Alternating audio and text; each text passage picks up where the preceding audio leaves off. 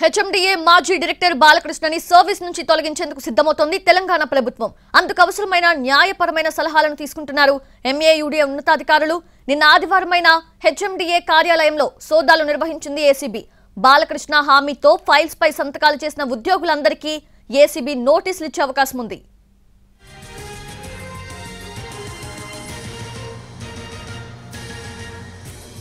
HMDA మాజీ director Shiva బాలకృష్ణను service నుంచి తొలగించేందుకు సిద్ధమవుతోంది తెలంగాణ ప్రభుత్వం. అందుకు అవసరమైన న్యాయపరమైన సలహాలను తీసుకుంటున్నారు ఎంఏయుడి ఉన్నతాధికారులు. నిన్న ఆదివారమైన హెచ్ఎండిఏ కార్యాలయంలో ఏసీబీ సోదాలు నిర్వహించింది. బాలకృష్ణ హామీతో ఫైల్స్ పై సంతకాలు చేసిన ఉద్యోగులందరికీ ఏసీబీ నోటీసులు ఇచ్చే అవకాశం ఉంది.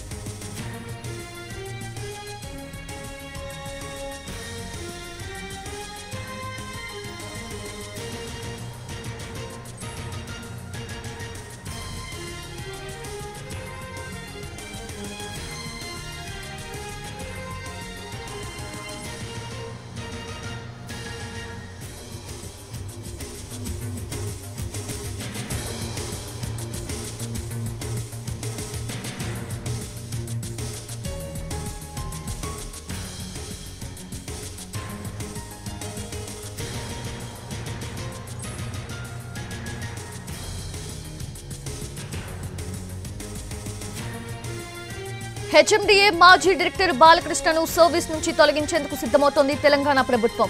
అందుకు అవసరమైన న్యాయపరమైన సలహాలను ఎంఏయుడి ఉన్నతాధికారులు తీసుకుంటున్నారు. నిన్న ఆదివారమైన కూడా హెచ్ఎండిఏ కార్యాలయంలో ఏసీబీ సోదాలు నిర్వహించింది. బాలకృష్ణ హామీతో ఫైల్స్ పై సంతకాలు చేసిన ఉద్యోగులందరికీ ఏసీబీ నోటీసులు ఇచ్చే అవకాశం ఉంది.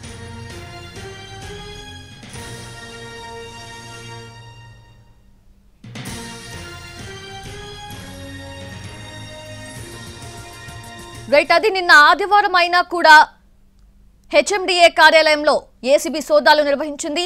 పూర్తి అప్డేట్స్ తెలుసుకుందాము. మా ప్రతినిధి సుధీర్ సిద్ధంగా ఉన్నారు. సుధీర్, ఎవరైతే సంతకాలు చేశారో బాలకృష్ణ హామీతో ఫైల్స్ పై వాళ్ళందరికీ కూడా నోటీస్ ఇచ్చే అవకాశం ఉన్నట్లుగా కనిపిస్తుంది. సో ఎంతమంది ఉద్యోగులు తేలారు ఇప్పటి వరకు? సమాచారం ఏంటి? హెచ్ఎండిఏ మాజీ డైరెక్టర్ బాలకృష్ణ ఏసీబీకి చిక్కిన నేపథ్యంలో ఆయన నమ్ముకొని పనిచేసిన ఉద్యోగులు ఎవరైతే ఉన్నారో వాళ్ళందరూ కూడా పూర్తి స్థాయిలో భయాందోళనకు గురవుతున్నారు. నిన్న ఆదివారం అయినప్పటికీ కూడా ఉదయం నుంచి సాయంత్రం వరకు కూడా పూర్తి స్థాయిలో హెచ్ఎండిఏలో బాలకృష్ణ కేటాయించిన ఛాంబర్ ఏదైతే ఉందో ఆ ఛాంబర్ లో విలువైన పత్రాలను స్వాధీనం చేసుకున్నట్టు కూడా తెలుస్తుంది. గతంలో ఆయన సంతకాలు చేసి వెరిఫై చేసి అనుమతులు ఇచ్చిన అనుమతులన్నిటినీ కూడా రీవెరిఫై చేయాలని చెప్పేసి ప్రభుత్వం భావిస్తుంది. ఈ నేపథ్యంలోనే శివ బాలకృష్ణను సర్వీస్ నుంచి తొలగించేందుకు కూడా ప్రభుత్వం కసరత్తు చేస్తుంది. అందుకు సంబంధించి సాధ్యాసాధ్యాలన్నింటినీ కూడా పరిశీలిస్తుంది.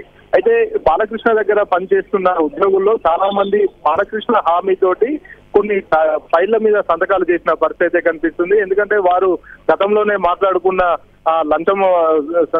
లంచానికి సంబంధించిన అంశాలు కావచ్చు, లేకపోతే ఇతర హామీ ఏవైతే తీసుకున్నారో వారందరూ కూడా ఇప్పుడు భయప్రాంతాలకు గురవుతున్నారు. వారందరికీ కూడా దాదాపుగా ఇప్పుడు ఆ సెక్షన్ లో కింద పనిచేసిన ప్లానింగ్ సెక్షన్ లో పనిచేసిన ఉన్నతాధికారులు ఎవరైతే ఉన్నారో వారందరికీ కూడా సుమారుగా 12 నుంచి 15 మంది అధికారులు ఉంటారు. అధికారులు కావచ్చు, వారు సిబ్బంది కావచ్చు, వారందరికీ కూడా నోటీసులు ఇచ్చేందుకు ఏసీబీ రంగం సిద్ధం చేసింది. అందుకు సంబంధించి నిన్న పూర్తి స్థాయిలో ఆ వివరాలన్నింటినీ కూడా కనుగొనే ప్రయత్నం అయితే ఏసీబీ చేసింది. అయితే ఈ రోజు కానీ రేపు కానీ బాలకృష్ణ సర్వీస్ నుంచి రిమూవ్ చేసే పరిస్థితి అయితే ఉన్నట్టుగా కూడా తెలుస్తుంది. అందుకు సంబంధించి ప్రభుత్వం నుంచి అనుమతి కావాలని చెప్పేసి ఏసీబీ ఇప్పటికే లెటర్ రాసిన పరిస్థితి అయితే కనిపిస్తుంది. ఈ నేపథ్యంలోనే బాలకృష్ణ దగ్గర పనిచేసిన అధికారులు ఎవరైతే ఉన్నారో వారంతా కూడా పూర్తి స్థాయిలో భయభ్రాంతులకు గురవుతున్నారు. వారి బినామీలుగా కూడా కొంతమంది అధికారులు అయితే ఉన్నారు. ఆ బినామీలు ఎవరెవరు అనేది దానికి సంబంధించిన వివరాలన్నీ కూడా ఏసీబీ ఇప్పటికే పూర్తి స్థాయిలో వివరాలు రాబట్టే ప్రయత్నం అయితే చేస్తుంది. సౌజన్య, అంటే సుధీర్, ఇప్పటి వరకు సోదాలు ఎంతవరకు వచ్చాయి? బికాజ్ నిన్న సండే అయినా కూడా సోదాలు నిర్వహించింది హెచ్ఎండిఏ కార్యాలయంలో ఏసీబీ. సో ఇంకెన్ని రోజుల పాటు సోదాలు జరిగే అవకాశం ఉంది? ఇంకెవరెవరిని విచారించే అవకాశం ఉంది కేసులో? బాలకృష్ణ అవినీతి చిట్టా చాలా పెద్దగా ఉంది. ఈ నేపథ్యంలోనే ఆయన మార్కెట్ వాల్యూ ప్రకారం దాదాపుగా 400 కోట్ల రూపాయల ఆస్తులను సమకూర్చుకున్నాడని చెప్పేసి ఏసీబీ నివేదికను అయితే సిద్ధం చేసింది. ఏసీబీ నివేదికలో ఉన్న ఆ ఆస్తులకు సంబంధించిన పూర్తి వివరాలను కూడా ఆయనకు ఎవరైతే బినామీలుగా వ్యవహరించారో ఆ బినామీల వివరాలను కూడా బయట పెట్టే ప్రయత్నం అయితే చేస్తుంది. నిజానికి వారంతా బినామీలా లేకపోతే పార్ట్నర్స్ అనేది కూడా ఏసీబీ పూర్తి స్థాయిలో వాటిని వెరిఫై అయితే చేస్తుంది. ఉంది. ఇది మరొక 4-5 రోజుల పాటు కూడా కొనసాగే అవకాశం ఉంది. ఎందుకంటే తెలంగాణ రాష్ట్రంలో దాదాపుగా అన్ని జిల్లాల్లో కూడా ఆయన పెద్ద ఎత్తున ఆస్తులను కూడబెట్టడం జరిగింది. ఎక్కువగా వ్యవసాయ భూములు కావచ్చు, ఓపెన్ ఫ్లాట్స్ కావచ్చు, విల్లాస్ కావచ్చు, ఇవన్నీ కూడా ఆయన సమకూర్చుకోవడం జరిగింది.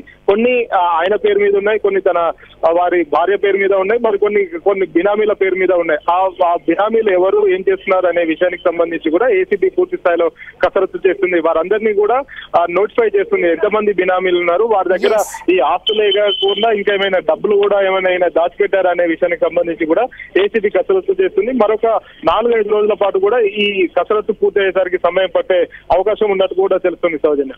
Yes, Sudhir, thanks for the updates.